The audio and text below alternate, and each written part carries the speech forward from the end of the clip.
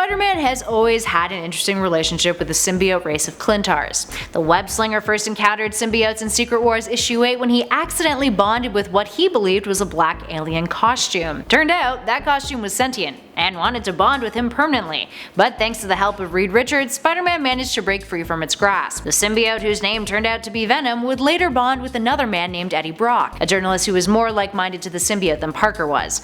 Ever since, the symbiotes have been a constant presence in the Marvel Universe, with Spider-Man coming up against a handful of them over the years. So today, we're going to be looking at a couple of those instances, and jumping into some hypothetical territory too, with our list of the top 10 strongest symbiotes who can beat Spider-Man. Of course, we're counting these potential defeats as Spider-Man fighting against these Clintars one-on-one. He's managed to fare pretty well when partnered up with other heroes against some of them.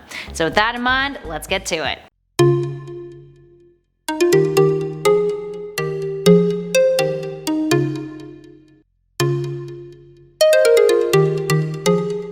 Starting us off in at number 10, Riot. Let's get one thing straight about the Clintars, otherwise known as symbiotes. When a Clintar has offspring, those offspring are always exponentially stronger than their parent. It's a Clintar fact of life. Riot is the offspring of Venom. Now, back during the Venom Lethal Protector story arc, the nefarious Life Foundation decided to capture Venom and create Guardians that could be used to protect their wealthy clients if there was ever a fallout during the Cold War. Carlton Drake and his team forcibly extracted 5 Clintar seeds from Venom, his unborn offspring, and then hatched them in a lab. Out of those 5, the symbiote known as Riot is the most violent and unpredictable. Riot, along with his brothers and sisters, would lure Spider-Man and attack him, almost killing him if it wasn't for the appearance of our next number. In at 9, Venom. There's a reason why Venom makes such a fantastic nemesis for the web-slinger. Despite Riot being technically stronger than Venom, thanks to, being his offspring, Venom has an upper hand over many of the symbiotes who came out of the Life Foundation, simply because the symbiote has bonded with Spider-Man in the past, and initially had a grudge with the web-slinger after that. A grudge that was doubled thanks to his new host Eddie Brock believing that Spider-Man was responsible for his career failures. Nothing like a personal vendetta to give you an upper hand.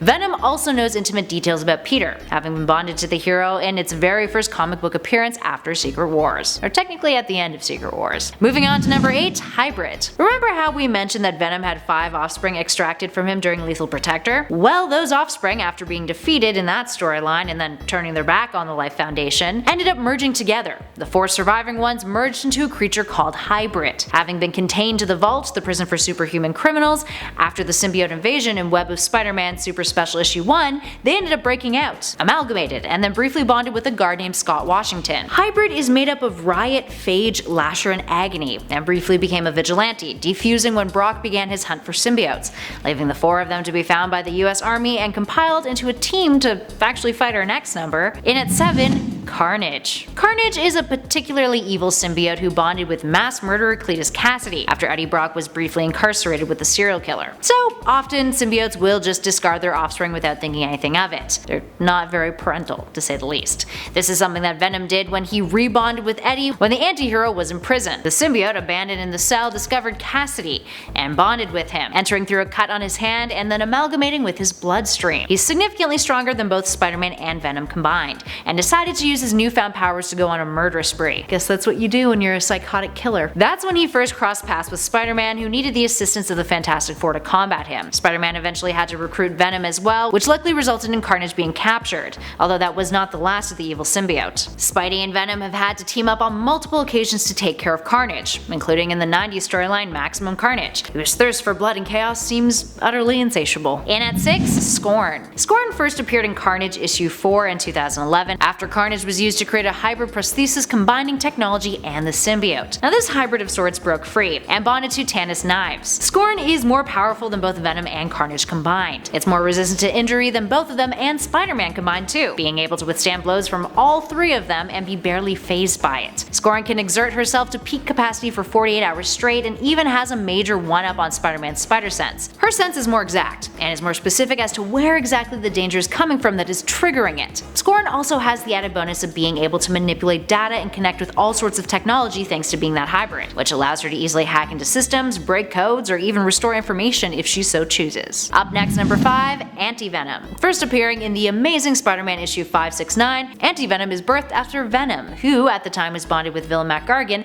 attempts to rebond with Eddie Brock after the anti-hero had been cured of his cancer by Mr. Negative, Martin Lee. When Venom attempts to bond with him, Brock's skin becomes caustic, and he's enveloped in a new white symbiote that was created by antibodies in his white blood cells, charged with Lee's light force energy. He's immune to heat, fire, and sound attacks, and produces antibodies that can cure pretty much anything, from parasites to radioactivity to diseases and more. And when he gets close to Spider-Man, he cancels out Spider-Man's powers entirely. Brock eventually sacrificed Anti-Venom though when attempting to cure people from the Spider Island virus, because he's actually a hero now. And at number 4, Grendel. Grendel is a symbiote dragon. Actually, a symbiote dragon. Grendel was created by Null, the symbiote god. More on him later. And leads a whole legion of symbiote dragons which go around the galaxy and eat entire civilizations for fun. Oh, what a life. Grendel has also been around for ages, with records of it having terrorized those in medieval times. It's also terrifying for another big reason. It's not susceptible to the same kinds of weaknesses that other symbiotes are affected by, meaning heat or sonic waves or intense noises don't bother it. It wasn't even Spider-Man or Venom who stopped Grendel either. Thor had to get involved and eventually managed to trap Grendel and put an end to it. Up next at 3, Toxin. Toxin debuted back in 2004 in the Venom Carnage crossover. Toxin is Carnage's offspring, and Daddy Dearest really doesn't like him, all thanks to fearing that Toxin would be stronger than him. Venom, upon realizing that Carnage was pregnant, so to speak,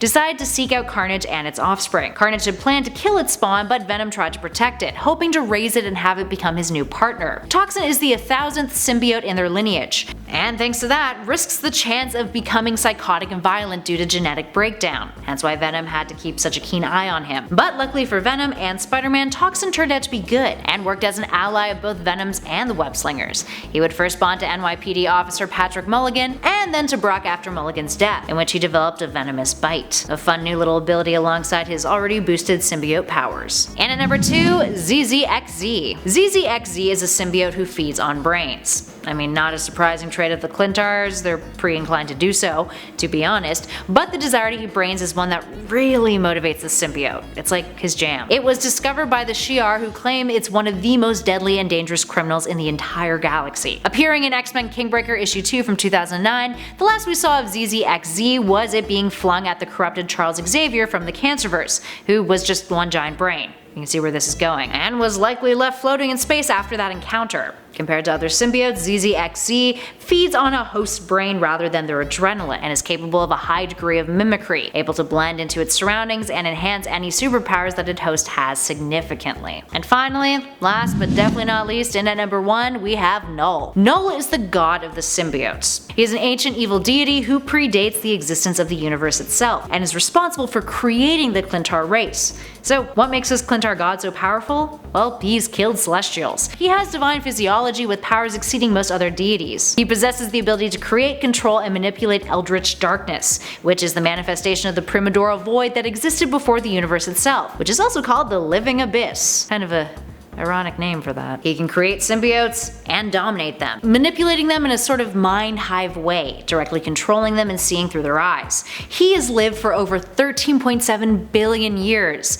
is self-sustaining, can shapeshift, and has a regenerative healing factor. And fun fact, in Swedish, Null is a vulgar word for having sex. So all in all, he's a pretty gruesome god whose crusade to annihilate all of existence kinda sucks, but luckily for the Marvel Universe, he has a weakness for light when wielded with divine power of other gods, so at least that is reassuring. Alright, there we have it friends. What other symbiotes do you think have a chance of defeating Spider-Man? Give us a shout in those comments below and let us know. If you dug this video, be sure to hit that like button, subscribe to Top 10 Nerd, and hey, why not check out the playlist currently flashing on your screen for more great Marvel themed lists.